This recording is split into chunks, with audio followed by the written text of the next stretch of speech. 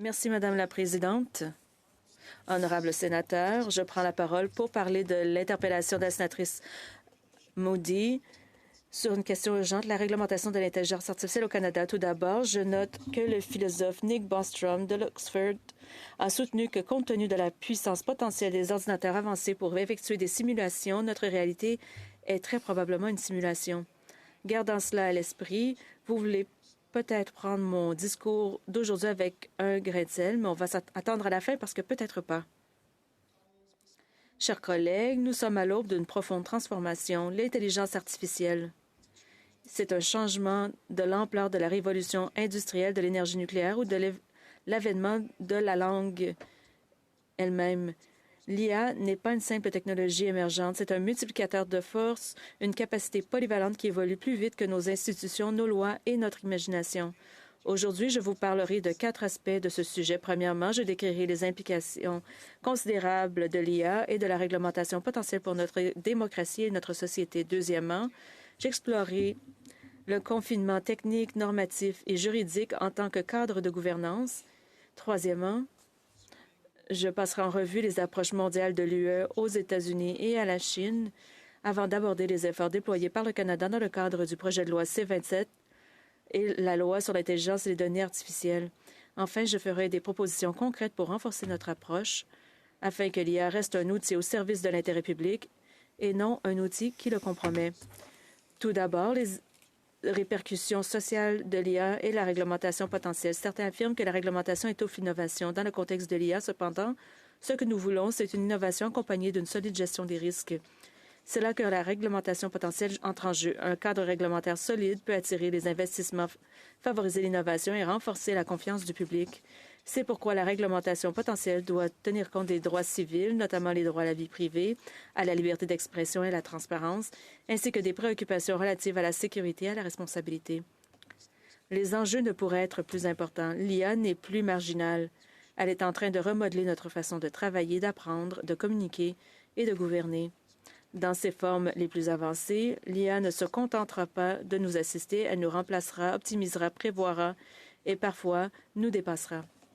De la finance aux soins de santé en passant par la défense et la justice, la portée de l'IA s'étend rapidement. Sa puissance croissante est porteuse d'opportunités, mais aussi de risques importants pour notre société. Chers collègues, il ne s'agit pas d'alarmisme. L'État démocratique moderne nous a autrefois promis la sécurité, la prospérité et les droits démocratiques. L'IA menace aujourd'hui de renverser ces piliers. La sécurité? Imaginez un monde où des drones autonomes et d'autres armes contrôlées par des algorithmes mènent des guerres. Les machines surpassent les machines dans des conflits que nous ne pouvons même pas comprendre. Où est la responsabilité humaine? Où s'arrêtera-t-elle? Au même moment, sans l'IA avancée, notre pays et nos alliés seraient vulnérables aux capacités d'IA avancées d'adversaires potentiels. Quant à notre prospérité, les systèmes pilotés par l'IA pourraient en venir à dominer, voire à manipuler les marchés financiers. Un petit nombre d'entreprises pourraient finir par contrôler les machines qui influencent votre prêt hypothécaire, votre pension ou votre emploi. La technologie a déjà déplacé de nombreuses formes de travail physique et maintenant, même les domaines de la pensée humaine, de la créativité et de l'expression artistique sont menacés.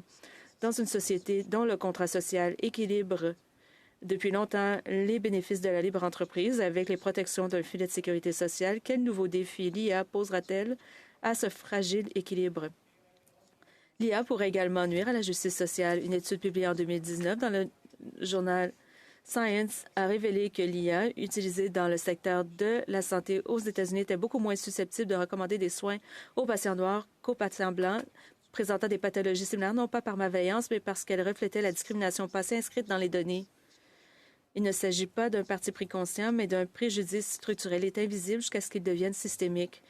En ce qui concerne les droits démocratiques, les contenus élaborés par des algorithmes et la manipulation des médias sociaux menacent de compromettre leur exercice effectif. Les systèmes d'IA génératifs tels que ChatGPT, Claude, Gemini, LLaMA, Grok et Copilot sont intégrés dans nos navigateurs, nos messageries et nos outils de productivité.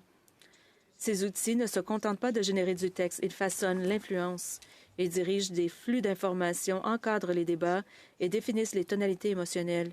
Il suffit de quelques modifications mineures pour que de mauvais acteurs les utilisent à des fins militaires, inondant à peu de frais les espaces publics d'information erronée, de fausses informations et de propagande. Dans un monde où l'IA peut nuire au développement de l'esprit critique chez les jeunes, cette situation est plus dangereuse. L'un des dangers est que l'IA devienne malveillante. Une préoccupation plus pressante est qu'elle soit indifférente. Elle s'en moque, elle optimise, elle reflète le monde tel qu'il est et non tel qu'il devrait l'être. En l'absence de choix délibérés concernant les valeurs et les limites que nous encodons, l'IA s'en remettra par défaut à la logique du profit, du pouvoir et de la prédiction. Il existe un autre danger plus subtil encore, que les machines se méprennent. Les humains sont des contradictions ambulantes. Nous ne sommes rien si ce n'est pas incohérents. Nous voulons à la fois l'aventure et la sécurité. Nous mentons, nous changeons d'idée. Nous changeons d'humeur, nous exagérons, nous regrettons. Comment les machines peuvent-elles nous comprendre alors que nous avons de multiples facettes? Pourtant, nous sommes sur le point de confier aux machines non seulement nos tâches, mais aussi nos jugements, voire notre éthique. Comment les machines équilibreront-elles les droits des individus et le bien commun, un dilemme dont les humains continuent de débattre dans de nombreux contextes? Il ne s'agit pas seulement d'une question technique, il s'agit d'un défi politique, un test moral, une crise de bonne gouvernance. Comment devrions-nous réagir? Cela m'amène à mon deuxième point, l'endiguement. Non pas comme une suppression, mais comme une gestion, non pas par la peur, mais par la responsabilité. L'endiguement signifie le contrôle démocratique des outils que nous créons. Il repose sur 3 principes. Premièrement, le confinement technique. Il s'agit de ce qui se passe dans un laboratoire ou dans un centre de recherche et de développement. Dans le contexte de l'IA, il s'agit d'utiliser les systèmes hermétiques, des bacs à sable sécurisés, des simulations contrôlées, des mécanismes d'arrêt d'urgence et de solides protocoles de sûreté et de sécurité intégrés. Ces outils permettent de garantir la sécurité d'un système, son intégrité et l'absence de compromis et permettent de l'arrêter si nécessaire. Deuxièmement, le confinement normatif. Une culture parmi les développeurs et les institutions qui valorise l'éthique plutôt que la vitesse, le pouvoir sans réflexion est dangereux. Troisièmement, le confinement juridique, une réglementation qui dépasse les frontières, des lois garantissant la transparence, les droits civils, la responsabilité et la surveillance. I'll show integrity, values and ethics. Transparence, durabilité, tout ça, ça s'ajoute. Soyons clairs, la réglementation seule ne suffit pas. Un sommet ou un communiqué de presse à Silicon Valley ne peut se substituer à des règles contraignantes. Nous devons réunir le gouvernement, l'industrie, le monde universitaire, la société civile, bref, tous afin de créer ensemble une vision canadienne de l'IA ancrée dans l'équité, l'inclusion, la paix et la durabilité. Il faut aussi rajouter l'équité, l'inclusion et, comme je l'ai dit, la paix. Nous devons agir avant d'être contraints de réagir, avant que le prochain algorithme discriminatoire, avant la prochaine perte d'emploi ou la prochaine érosion de confiance. Pour ce qui est de mon troisième point, je constate que les gouvernements adoptent des approches divergentes à l'échelle mondiale. L'Union européenne a adopté une loi globale sur l'IA, un système à plusieurs niveaux basé sur le risque, avec des obligations claires pour les systèmes à haut risque et des règles de transparence applicables à l'IA générative. Les États-Unis adoptent une approche sectorielle, axée sur le marché, encourageant la coopération, mais avec des résultats inégaux. Du côté de la Chine, la Chine est à la fois un leader en matière de réglementation, mais aussi un cas isolé dans la pratique. Sur papier, la Chine semble proactive. Elle réglemente les médias sociaux, elle interdit les crypto-monnaies, elle publie des lignes directrices sur l'éthique de l'IA. Son projet de règles pour les grands modèles langagiers va plus loin que celui de l'Occident. Mais en réalité, l'IA civile est étroitement contrôlée, tandis que l'IA militaire et l'IA de surveillance fonctionnent avec peu de limites. Ce n'est pas qu'un simple outil en Chine, l'IA. C'est un pouvoir dont dispose l'État. C'est un avenir que nous devons éviter. Alors, en conclusion, où se trouve le Canada? L'étape la plus importante fut le projet de loi C-27, la loi de mise en œuvre de la Charte numérique, qui comprenait la loi sur l'intelligence artificielle et les données, la LIAD. Cette loi proposait une surveillance fondée sur les risques pour les systèmes à fort impact, y compris les modèles génératifs. Mais la loi n'a pas été adoptée avant la dissolution du Parlement, donc le pays ne dispose pas de garanties juridiques contraignantes, ce qui crée de graves lacunes en matière de gouvernance. Donc, le gouvernement a, en réaction, introduit un code de pratique volontaire pour les développeurs d'IA générative qui encourage l'équité, la transparence et la responsabilité, mais ce n'est pas contraignant et ça ne peut pas être appliqué. Ça ne se substitue pas à la loi. Plus récemment, le Canada a nommé son premier ministre de l'intelligence artificielle et de l'innovation numérique, comme l'a annoncé le premier ministre Carney le 13 mai 2025. La nomination de l'honorable Evan Solomon est le signe d'une reconnaissance croissante de l'importance de l'IA, mais le mandat du ministre n'est pas encore défini. Selon un reportage de la CBC du 17 mai, le cabinet du premier ministre a renvoyé les demandes de renseignement à la plateforme du Parti libéral Canada Strong, où l'IA est principalement liée à la croissance économique et à la réforme de la fonction publique. Il y a beaucoup de questions sans réponse malgré les objectifs louables. À titre de comparaison, la loi européenne sur l'IA exige des développeurs qu'ils divulguent les données de formation protégées par le droit d'auteur,